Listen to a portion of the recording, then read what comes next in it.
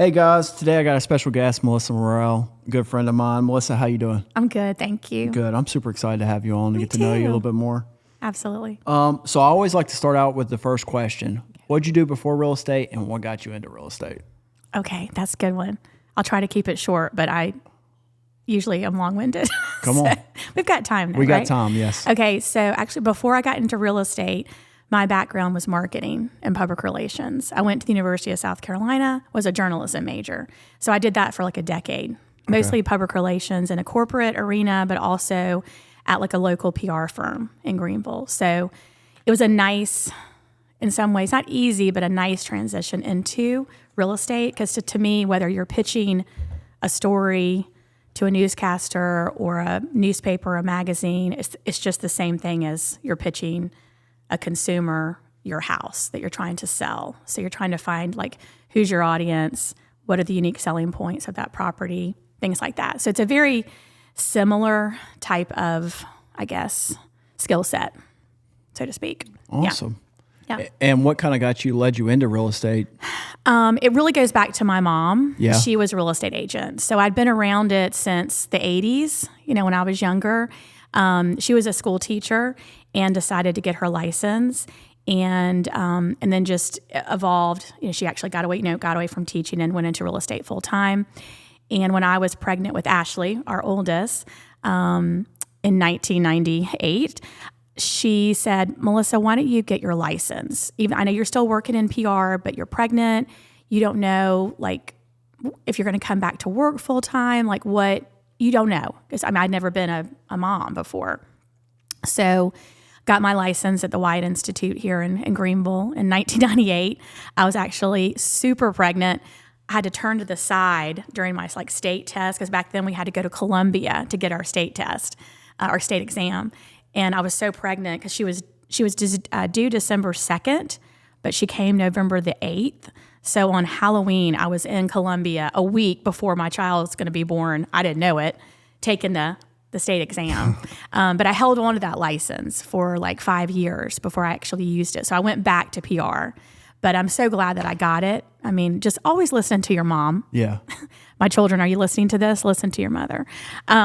So, yeah. That's awesome. Yeah. So I've seen that recently that you just celebrated your 20th year in real estate. Correct me if I'm wrong. Yep. So I'm going, this year is 22. 22. Yeah, this Okay. is 22. So yeah, the 20th was a big. Awesome. So you've built an incredible reputation through those 22 years.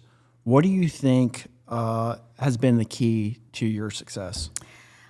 I think the core of how I've been able to differentiate myself is that my response time. Yeah. Basically, I think that, and that's really the whole premise and concept around the whole Greenville's Agent 24/7 is that I typically get back to people super fast.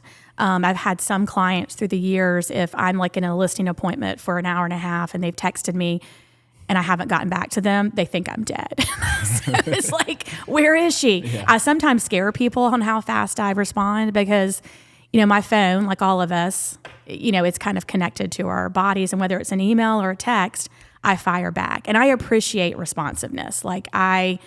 That's one of my biggest pet peeves is why don't they get back to me? And sadly, in our industry, it is a way to stand out from the crowd because a lot of real estate agents just do not understand how important that is, whether it's to your fellow agent or to a potential client or a customer or whatever the case might be. That's really key, is being responsive.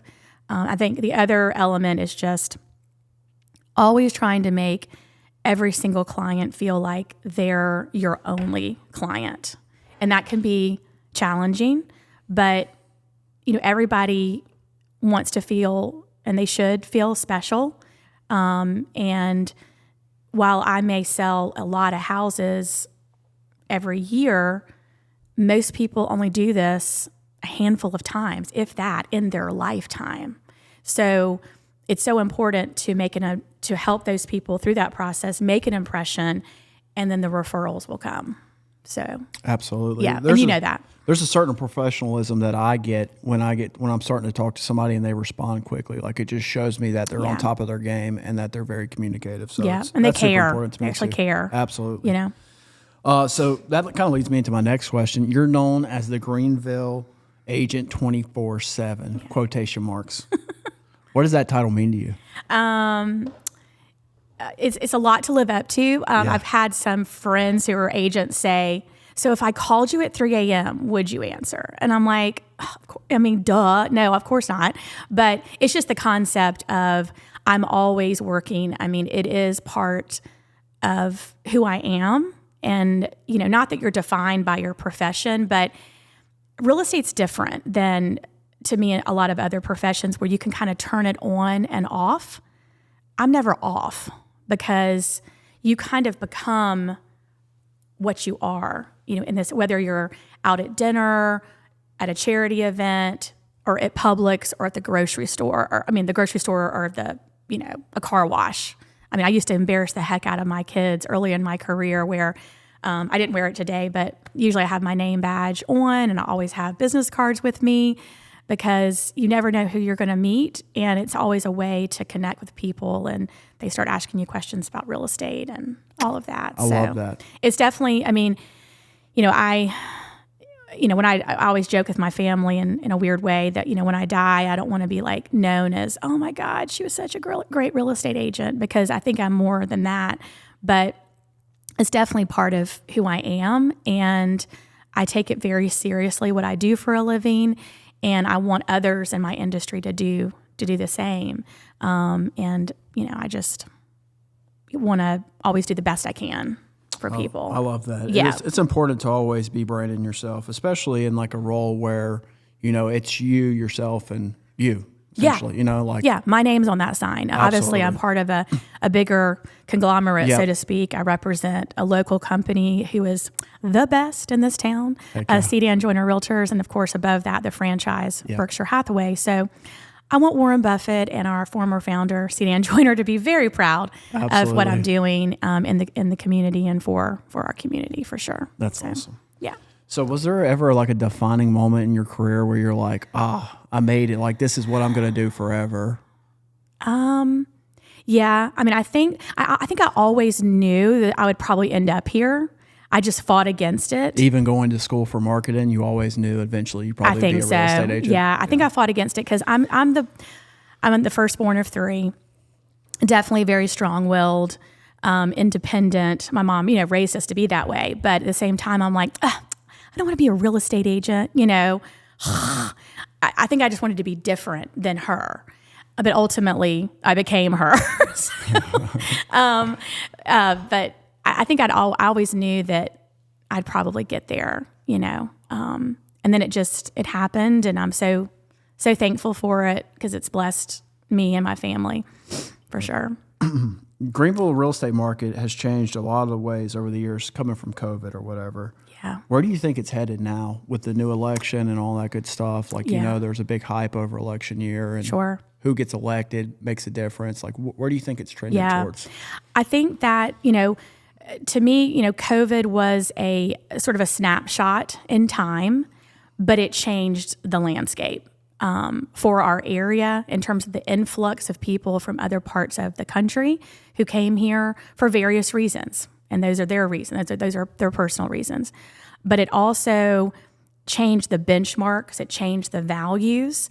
For someone who's done it for, now 22 years, I was seeing sales prices that I had a hard time wrapping my head around. Just seeing, wow, that there's never been a sale. That home's not worth that. $200,000, it's just crazy. But I think that also in that time period too, and really over the last 10 plus years, after the recession happened of 2008, the faucet kind of turned back on in 2012, 13. And really since 13 forward, we were on an upward trend in our area. We were no longer a secret, so to speak, in the Southeast. And beyond that, I think when COVID happened, it's like we put a fire hose on it. And it was just like, oh my goodness, this has really changed everything.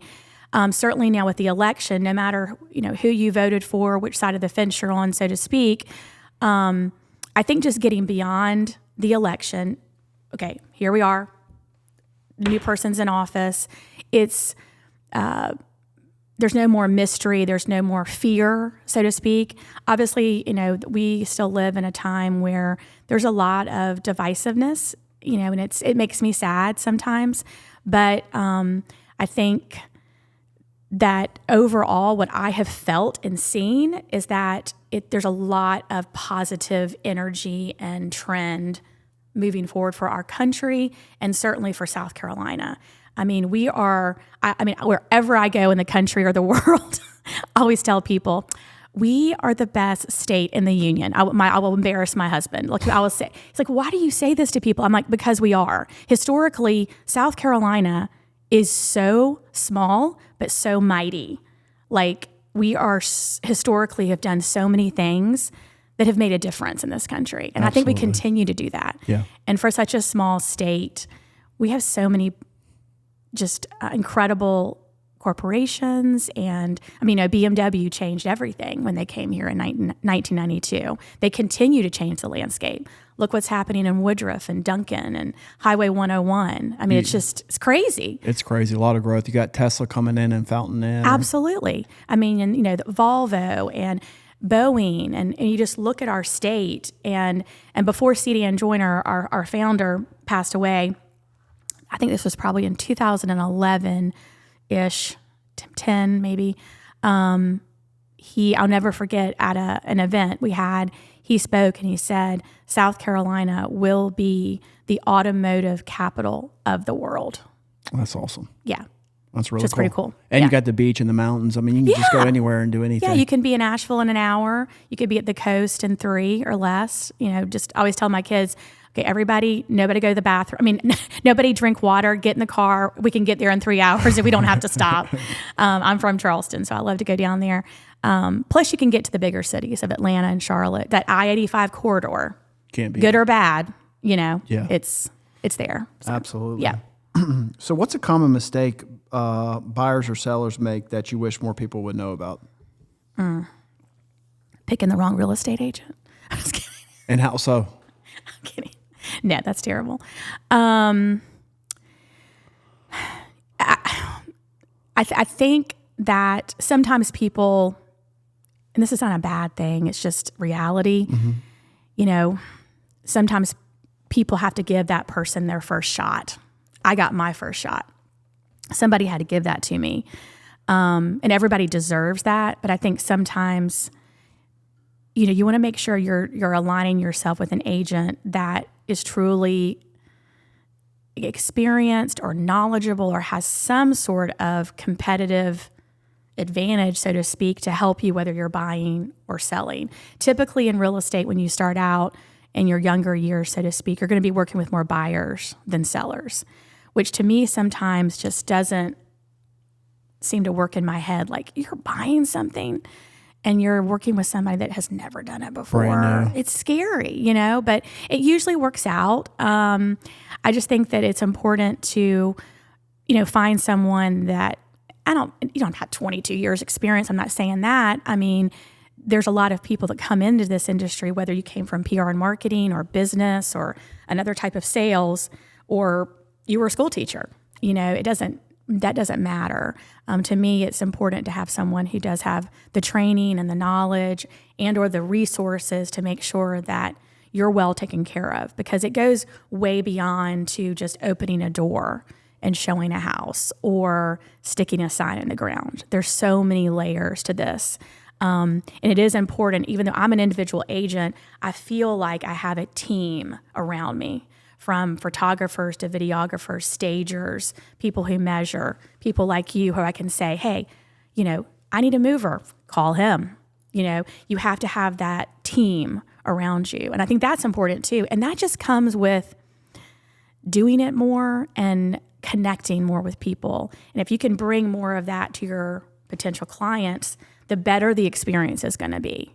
But I don't know if that answered it. It did. Very well. 100%. Yeah, Okay. no. Yeah. You did a great job. Thank you, Chris. As a certified relocation specialist, Yep. what advice do you give to people moving to Greenville for the first time? Yeah, I think first and foremost, I always say you have to figure out the where. I think you have to figure out the where. The location is kind of the starting point, because then you'll find the what. Obviously, the why is, why are you coming here? Really finding out why are you coming here, really understanding what people's goals are, whether they're like, I need to be closer to my grandkids. I'm moving here for job reasons. I'm retiring. There's so many whys. Then it becomes the where, and it's a process of elimination. I always tell people, let's get here, depending on their timeline. I mean, I've helped people in 3 days find a house. That's insane. I've helped people find them in 3 years. I've had clients for years, and I've had clients for 72 hours. And they're always a client, but in terms of like, okay, it's go time, and you're trying to prepare in advance for, whether I'm doing previews for them or I'm responding to countless emails of questions about a neighborhood, a builder, a house, just, trying to prepare as much as possible, because it's expensive to travel, whether it's plane or car, to get here and to have a dud of a visit. I haven't done my job ahead of time. So I think preparation is key, and then just figuring out, like, just eliminating things. It's the same thing I went through. I remember in college, my professor always told me, just it's not the cream would rise to the top, but what you want will come to the top. You start eliminating things that, like, no, that doesn't work for me. It doesn't fit. And then the options of like what you really want kind of rise to the top, I think. That's awesome. Yeah.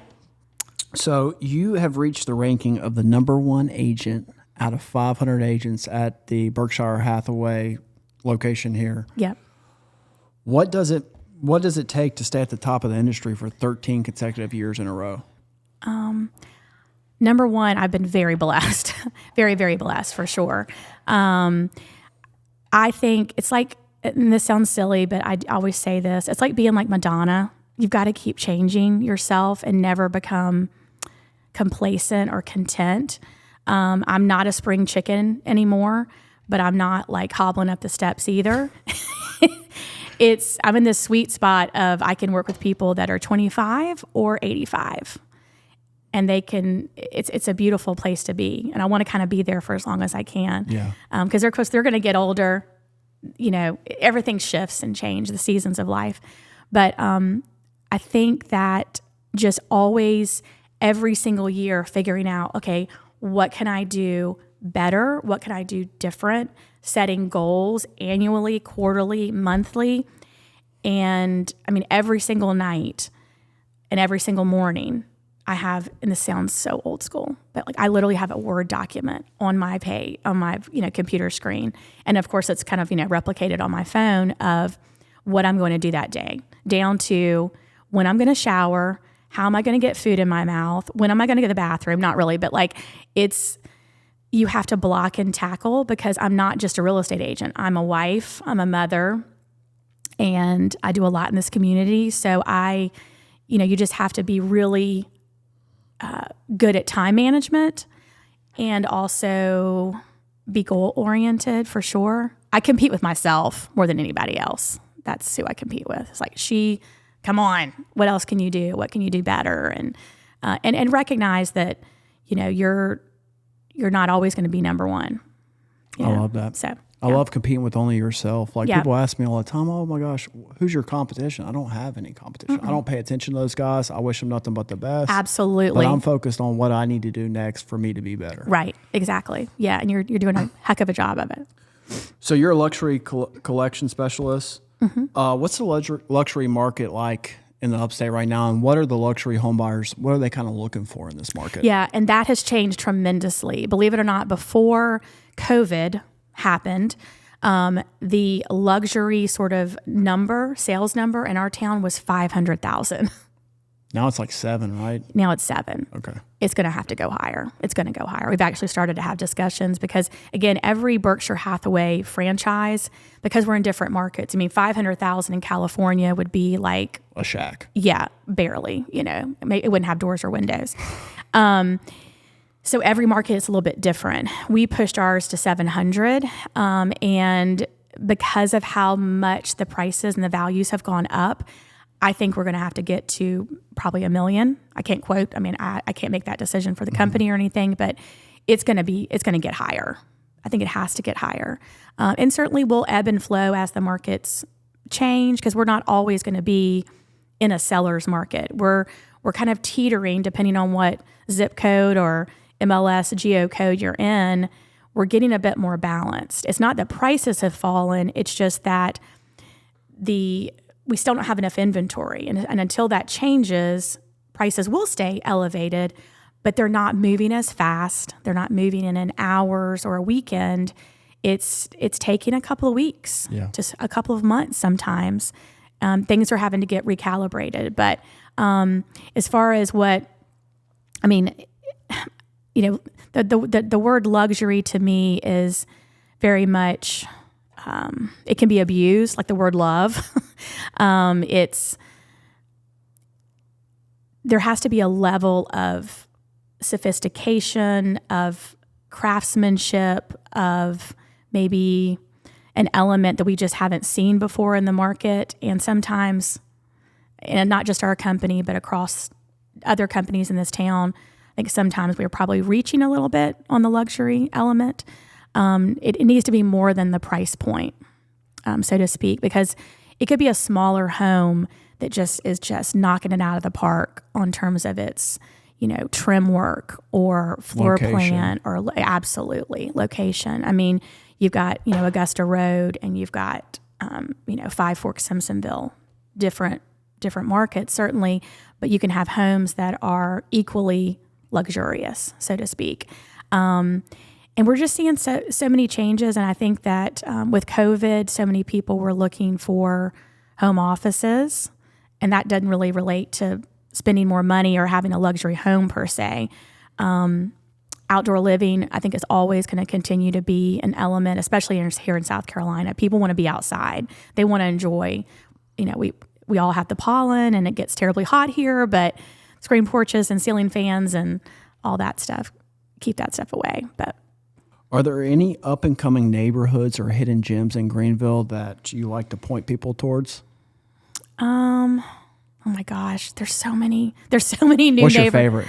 Oh, that's hard. That's so hard to answer too. Yeah. There's too many. Okay. I would say, because for me over the years, just because of where I have lived and where we have kind of, as a couple and as a family grown up, a lot of my business is like Simpsonville, Greer, Greenville.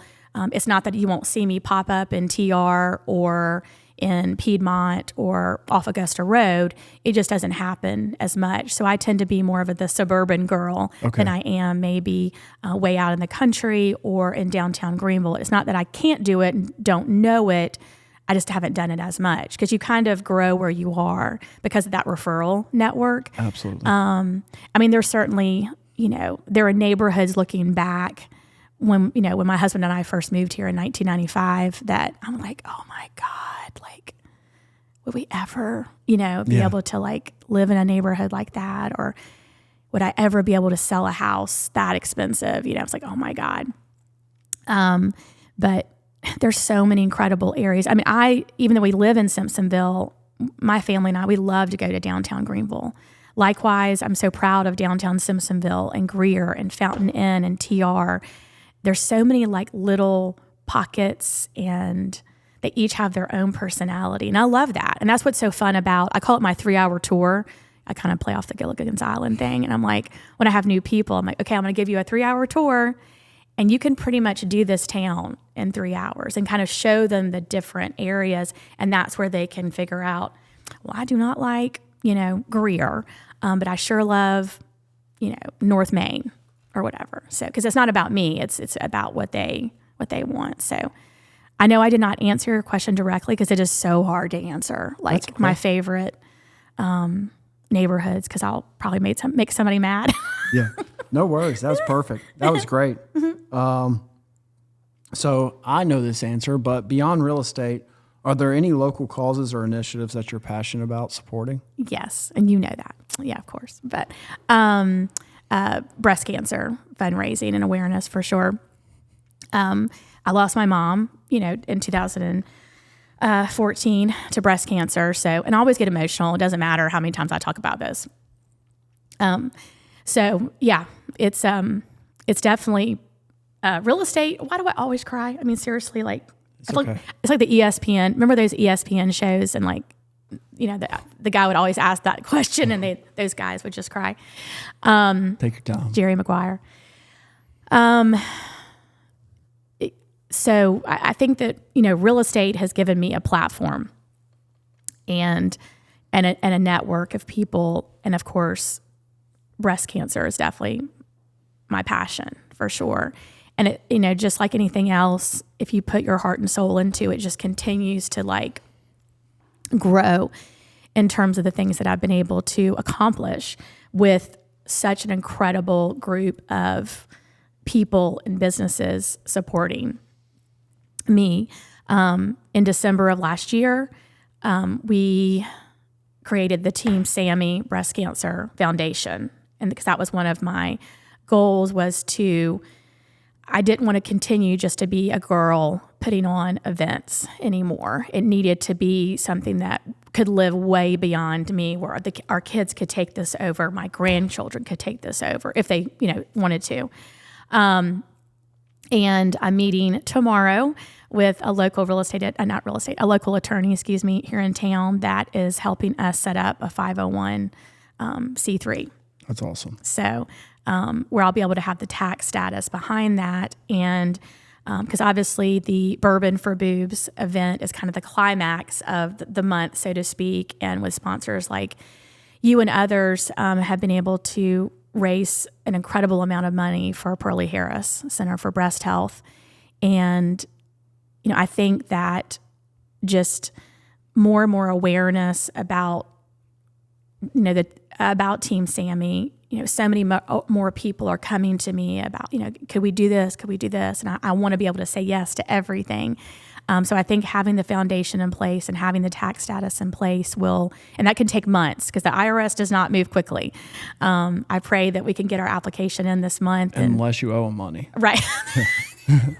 Exactly. Well said. Well said. Give me a 2 or 3 minute spill. If somebody was looking for a realtor, and I know the reasons, but what makes Melissa Morrell the best real estate agent in the upstate? I would say, what I alluded to earlier was response time and making people feel very special. But I also really try to make it fun. And that's probably not what you expected me to say. I don't know, because I am someone who loves to crack jokes. It is a serious business that I'm in, and I am a control freak, but there's so much out of my control. And there's going to be things that come up in a transaction that you have to just know that, look, somehow we're going to work this out. I love to solve problems. I love to be a team player, whether they're my fellow agents, with an appraiser, with an inspector. There's so many facets to getting from, hey, I want to buy a house, to the closing table. And there's things that happen after the closing table. People call me 10 years later, hey, Melissa, do you remember the paint that we, or should we add this on? And I love that. I want people to always come back to me. And I tell people, because I'll see them out and about. I've lived here a long time. And I'll kind of freak them out where they think I won't remember them. And I will remember them. Sometimes I won't remember their names, but I will legitimately remember what street they bought their house, and probably their square footage. It's weird. I mean, I want to remember their name because the most important thing to someone is their name. But it's just hard to always remember everyone. But there's usually something I remember, and it maybe even their voice. They start talking. I've had that happen to me in grocery stores. I'm like, oh God, I know this person. Or I'll see them out, and then I immediately, that night, go back to emails, go back to text messages, and I will respond. Get back to them and say da da da da da. Because, I want that experience to have meant a lot to them. It should have meant a lot to them. So I think it just, responding to people, making them feel, like this is really important. And it's not just another transaction. It's just not, this is your home. Like, it's really important. And it should be fun. We should laugh along the way and not be completely stressed out the entire time. And so I always am cracking jokes. And, whether it's the first time I've met somebody or we're going to look at houses or, I try to just always keep it light, but obviously be serious when, I'm one of those people where I will smile and, I'm very optimistic at the same time when the rubber meets the road, do not cross me. I was raised by a football coach and a mother from Texas. You got a little firecracker in you. Yeah, I've got grit and grace is what I always tell people. My mom did too. We always grit and grace. You need to have a little bit of both in this business for sure, but mostly grace because at the end of the day, you can't take the money with you and you need to have a legacy for sure. So I love it. So if people are looking for you, how can they find you? Obviously lots of different ways they can. Do me give you all my stuff? Yeah, give me all your stuff. Okay. So my cell phone number is and social security number. Yes. A lot of news coverage about that lately. 864-918-1734 is my cell. You can text me. You can find me on Instagram, Melissa Morrell 247, on Facebook. My kids think Facebook's dead, but I love Facebook. I still use it. You got to use everything that's out there.